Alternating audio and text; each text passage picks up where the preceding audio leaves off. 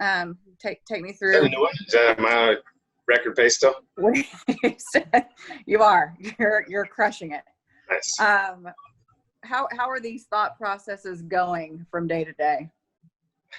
There's a lot. It's a little, I wouldn't say exhausting, but yeah, it's there's a lot going into it, obviously. And as we get close to we're getting closer to the halfway mark, I think that's where, I'm going to start making some, I don't know if it's significant changes or just, we're going to kind of go with what we have at that point. 30 games left. It was kind of I know you asked me about that before. Are you looking at it in segments? And I kind of look at the 30-game mark as time to roll with who we have, who's playing well. And it could change, obviously, after that. But, leading up to the 30-game mark, I think we need to be in a position where we know who's going to be where and basically where in the lineup. I'd like it to be a little bit more solidified by then, either versus right or left, I guess. Not a ton of offense last night, but what are you seeing just kind of top to bottom in approach? Maybe not the results oriented, but what are you seeing and what guys are doing? Yeah, it's been better. Obviously, yesterday we didn't do much. The kid yesterday was pretty good. The Max Scherzer lookalike, he was really good. He commanded his off-speed pitches. I thought we were maybe at times a little slow to recognize that, and maybe could have attacked some of those early breaking balls, either slider or curveballs, because he was throwing them in the zone. But he used his changeup as well. Same thing Hoffman did to us. So I expect them to kind of stick with that, game plan. But we just gotta, at times be a little more quick to recognize what other teams are doing against us, so we can attack that. But overall, listen, these guys are grinding.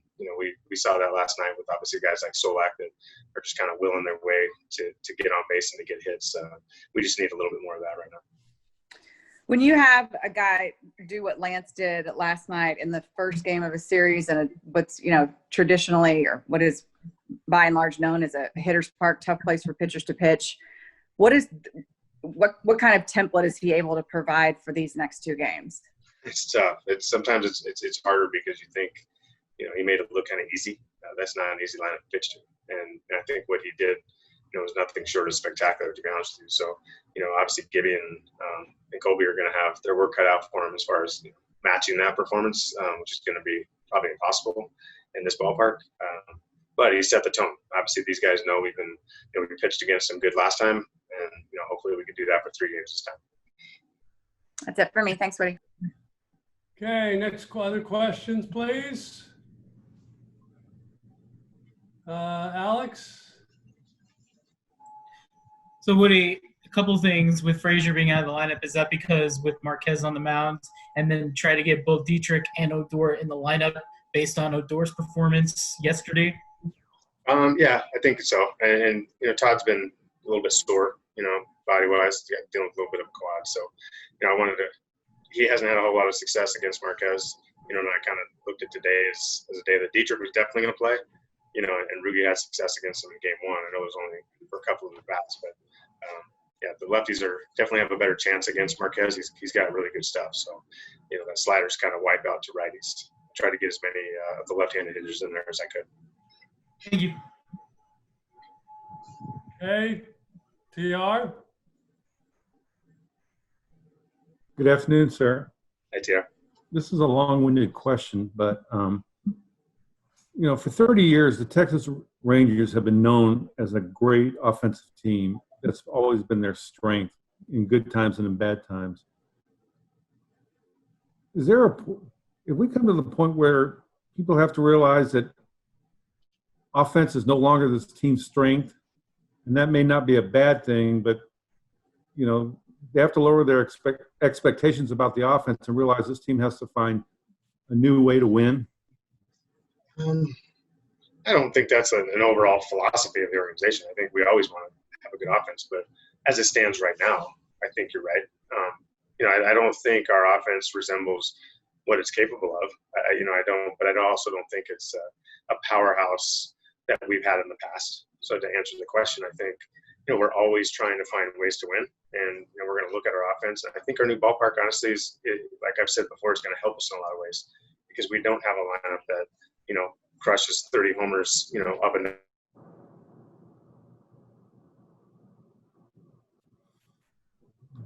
little bit of small ball. I know that's not a word that's used a lot nowadays. In our mind, in my mind, it's not like we're hitting running or, but we do like to, obviously steal bases and pressure on the base pass. But two-strike approach, all those things are factoring into today's game because strikeouts are so high that if we can kind of counter that and make ours a little bit lower, and like I said, use the grit and the grind to kind of work the whole field. Our ballpark will help that. And it's big. There's a lot of space out there, kind of like Coors Field. There's a lot of grass out there to hit to. So I don't know if I answered your question, but I think as it stands right now, we are definitely not the powerhouse that the Texas Rangers used to be. We got to find ways to win. Just listening to your players talk in these Zoom calls, it seems like they understand, they get the message that they are not going to bludgeon people to death like the Rangers of old, and they understand that they have to do other things to win. Do you feel like you've got that message across to those guys? Yeah, I think so. Because I think ideally you want that mentality, even if you could, in your words, bludgeon people. If you, you're not always going to get the homer. And when you start getting into playoff games, and that's what I want to make sure our team understands. Listen, we want to get to the postseason. We have to play well to get to the postseason. But what kind of style are we going to play to actually win in the postseason? To expect a 3-run homer every time in a playoff game, it's not going to happen. You're facing elite pitching most of the time, and elite back-end bullpen guys that aren't going to give up homers. They're going to give up less slugs. So we got to find ways, regardless of whether we hit 30 homers up and down the lineup. I'd still like us to play small ball and work the counts and make sure we're swinging at strikes and take our walks when we need to, steal bases, keep putting pressure on them in different ways. And eventually, if we do start hitting homers and driving the baseball, now we score multiple runs in innings, and we can actually win games by 7 instead of 1. Other questions for Woody? Let's go to Eric and then Dave. Woody, how are you? Mr. Nadell, time to talk, man. So this is a strategy question. You didn't have the decision to make, but Bud Black did last night.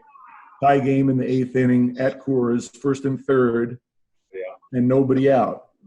Do you trade the go-ahead run for 2 outs at that stage of the game? I know at Coors you're always happy to get 2 outs for a run, but in that situation it becomes trickier. What's the thinking there? Were you surprised that Bud played his infield that way? I wasn't, just because I know he knows probably more than I do playing in this ballpark. I've seen a lot of games in this ballpark just from being with the Dodgers. There's been some crazy games where I thought it was 3-2 in the 8th, and it ended up 10-9 after the 9th. So I don't know what his thinking was as far as just okay, we're going to give that run up, and so we get the 2 outs, which they end up doing.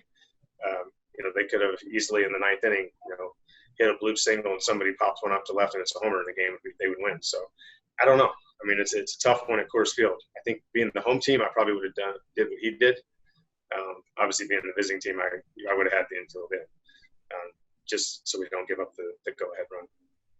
Is that the only ballpark where you manage that way, where the ballpark is that much of a factor, where you would give up go-ahead run in the 8th inning like that? Yeah, I think so. I don't think there's any other ballpark that plays quite like this one. Obviously, good pitching was on display yesterday to kind of suppress offense, but for the most part, this place, there's, like I said, there's so much space in the outfield, and the ball travels. So there's so many factors. Foul balls don't go foul for some reason. The air doesn't grab it. So there's just it feels like a bigger field than we're used to playing on, and the ball travels out of the ballpark. So it's worst case scenario for opposing pitchers. So yes, and to answer your question, I think this is the only ballpark that you'd probably make that decision. Thanks. Dave? Yeah, so what are you more on the ballpark, I guess? It's been a few years since we have been there, but I used to always marvel at how quick their infield was. They used to always, it seemed like they kept it very short, and it was really fast, which I could never understand given all the other challenges there for pitchers. It certainly seemed a lot different last night from the last time we were there anyway. You've had more experience there in recent years. Have you seen them doing this in recent years? Is this something maybe a little bit new you saw last night with that? It just seemed like the grass was taller, the infield was slower. Yeah, we actually mentioned that our staff kind of looked at a bunch of video and realized it was a lot slower. I think there was a year, maybe 16 or 17, where they had it high.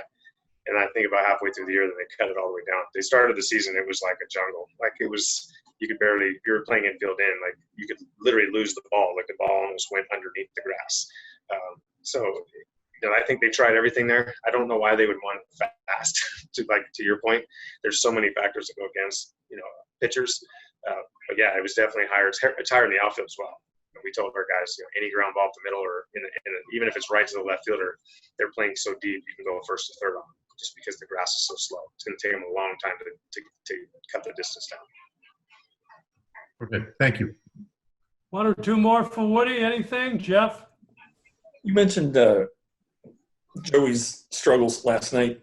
Is his wrist still bugging him? I don't think so. As far as he's told me, everything physically is fine. Swing-wise, I don't think he feels as comfortable as he'd like. A couple of pitches last night were debatable early, and I think that kind of a little bit derailed him because he ended up chasing a few that were down below that. He just hopefully he can get back on track tonight. Get back in a good rhythm, hit some balls hard, and maybe pop one out of the ballpark would be nice for him. But I know he's mentally it's more draining than it is physically. I think he's fine. Okay, thank you. Anything else for Woody? Last one, John Radigan. Woody, Charlie Blackmon, great against everybody. About one hit in 4 games against you. I don't want you to give up too much, but how much? Yeah, how much of that is game plan? How much of it is execution? How much of it is it that maybe he was just slow starting at the beginning of the year? How does it all factor? Yeah, I think the first 2 games was just slow start because he had kind of a late start to camp. And I know that his timing didn't look right. The Charlie Blackmon that I saw, kill us every time in LA, he didn't look the same in the first series, but it looked a little similar last night. Obviously, I think it was just the Lance Lynn effect. But yeah, I don't know. You got to tell me where you're sitting tonight, so that way if he hits a homer tonight, I can throw a ball at you. Because I hope that hopefully we can keep when we play him 2 more games, we can keep him neutralized for 2 more. Yeah, I didn't mean to jinx anybody. No, you're good. I get it. Yeah. Not like you're clicking on all cylinders at this point, especially offensively. What kind of confidence does that give you of what you can do down the road? Yeah, I think it's really important. Obviously, you never want to put so much stress on your team to have to win games like that. But I think overall, like offensively, I liked what I saw today. There was a lot of, hitting behind runners, finding holes, grinding at bats, getting leadoff guys on against a really good pitcher. Like Marquez is, I've seen him a lot. He's a really, really good pitcher. So for us to do that against him and pressure him, obviously we didn't get the finishing of the rally a lot of times. We kind of hit in some awkward plays that, in double plays somehow. But I love that we're attacking hitters or attacking pitchers and putting pressure on them. Some of our best hitters aren't even hitting yet. So it is good that we're winning games, but obviously we need to, have those guys kind of start clicking. And if they do, if our pitching stays the way it is, we'll start, hopefully winning some games by a bigger margin. Without a ton of breathing room, that back end of the bullpen obviously right now is huge. And, Kyle mentioned that might have been the biggest pitch of Jonathan Hernandez's career thus far. Just take us through that situation and what you saw from him. Yeah, I thought, first of all, Gibby did a great job tonight. Second start, back-to-back starts basically that in Coors Field, kind of neutralized a really, really good offense. Trevor Story was the only guy that he had trouble with. He held Charlie Blackmon, some weak contact. Honestly, he did a great job, and I think if it was anybody but Trevor Story coming up in that situation, I probably would have let him face him. But Jonathan, it was obviously a good matchup for Trevor. Knew we could probably get a ground ball. I didn't think we'd be able to get a double play with this as well as Trevor Story runs, but the double was pretty phenomenal. That we even had a chance to turn it, and really did a great job of kind of winning into first base and able to get a really fast run. Jose with a big night early on, and then Derek coming through, with the insurance runs, between those 2 guys. Can you just, talk about how key and clutch they both were? Yeah, phenomenal. I know D was kicking himself. He had a couple opportunities earlier in the game, second and third at bat. And, to get the 2-out homer. We had guys on base with less than 2 outs. We had nobody out a couple times and 1 out, guys in third. But to come through with a 2-out hit like that was huge. And you see that was obviously the difference in the game. And, I think that the beautiful thing is we're just not quitting. I think one thing I've stressed to these guys our hitting coaches have, it's like first inning through 9. Like, don't stop. Keep pressuring every pitcher. You see they pick over every time we get a guy on first base because they know that we're going to run and we're going to challenge them. So that's putting pressure, obviously, and I think that had something to do with Estevez leaving the ball, in the middle of the plate that Dietrich, hit out for a home. Thanks, Woody. That's it for me. Other questions? Sam?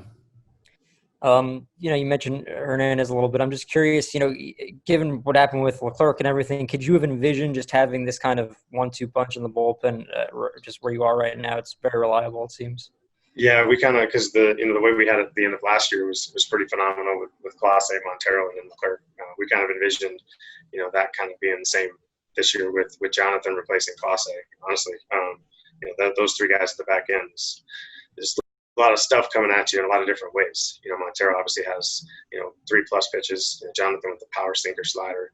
And Leclerc with the changeup and power fastball. So we obviously missed Leclerc right now, but those two guys at the back end, including the rest of the guys that kind of fall in line, have been really good for us. Thank you. Next question, Levi. Jose Trevino tonight, a couple of his hits led to rallies that led to runs. I know you've already spoken on this a little bit, so I hate to make you repeat yourself, but how big is this opportunity for him right now with Chirinos on the DL and with an opportunity to play a little bit here and maybe prove himself? Yeah, I'm excited for Jose.